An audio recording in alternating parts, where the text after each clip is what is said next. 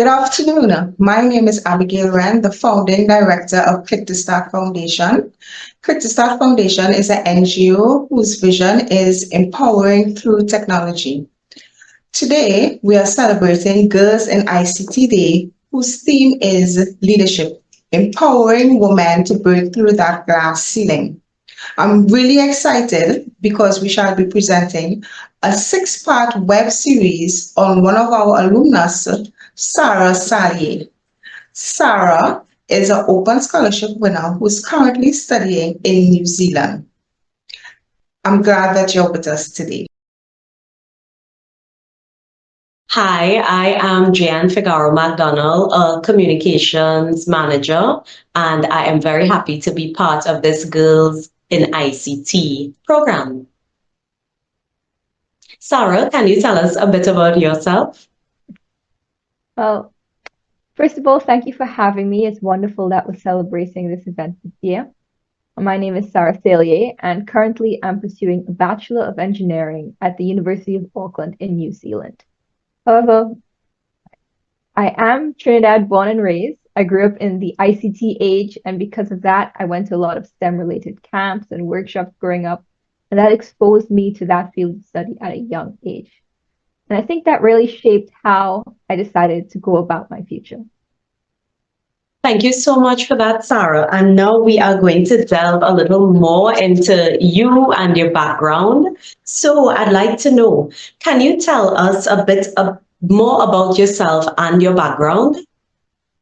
Sure thing. So in secondary school, when I came to Form 4 and 5, I studied subjects like physics, chemistry, and IT, but I also studied other subjects like technical drawing and industrial technology, specializing in woodwork and construction technology. And of course, in tandem with that, I played sports, not well, but I did play sports. My favorites were probably volleyball and badminton. And alongside that, I also participated in activities revolving around service and faith, such as Girl Guides and my parish youth group at Holy Cross RC Church. Oh, thank you so much for sharing that with us.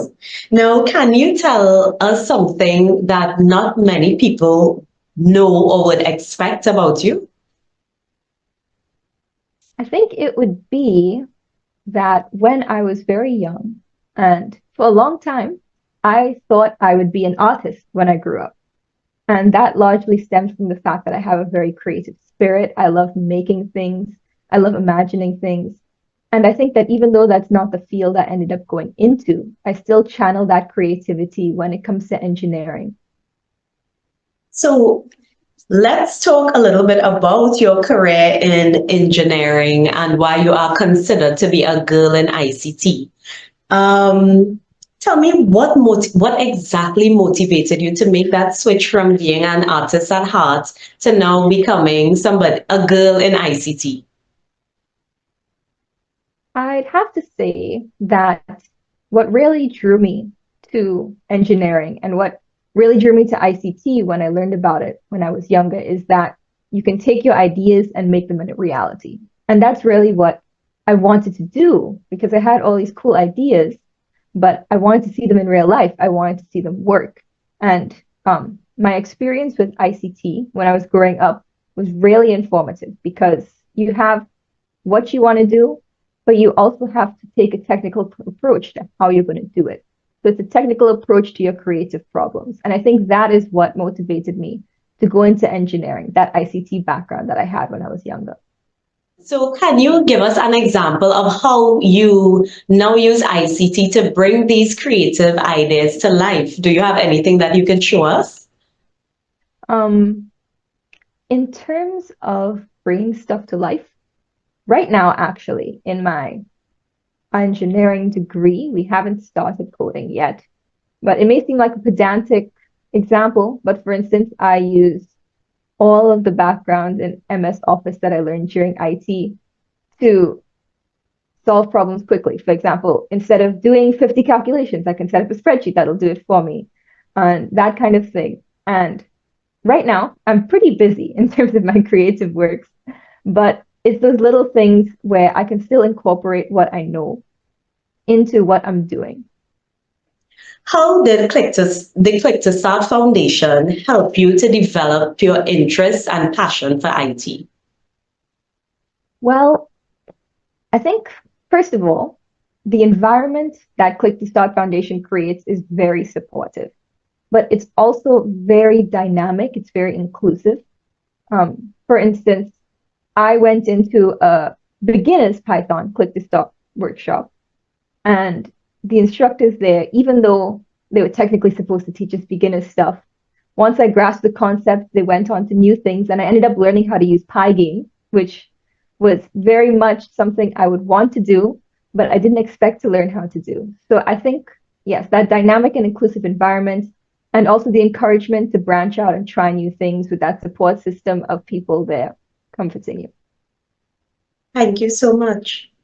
So, Sarah, if you were Elon Musk and had unlimited resources, which frontier of technology would you pursue? Well, in an ideal world, if I could choose anything in sci-fi, anything that I just want to see come to reality, it would have to be teleportation. That might just be because I'm a student right now and I walk everywhere. But it's also, I think we're approaching the time of Star Trek very rapidly, and I think we've gotten touch screens and automatic doors, so we should probably have little beam me up Scotty. Aha, okay. And what do you think would be some of the first steps that you would take with your knowledge of engineering and mechatronics, I believe? What would be some of the first steps you would take to create a teleportation machine?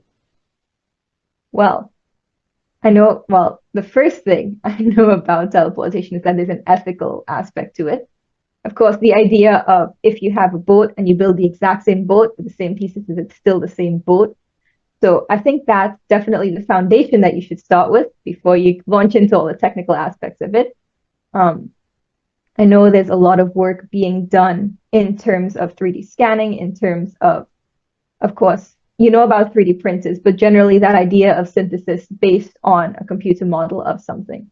So I think that's where you'd start with it on a practical perspective and a moral perspective.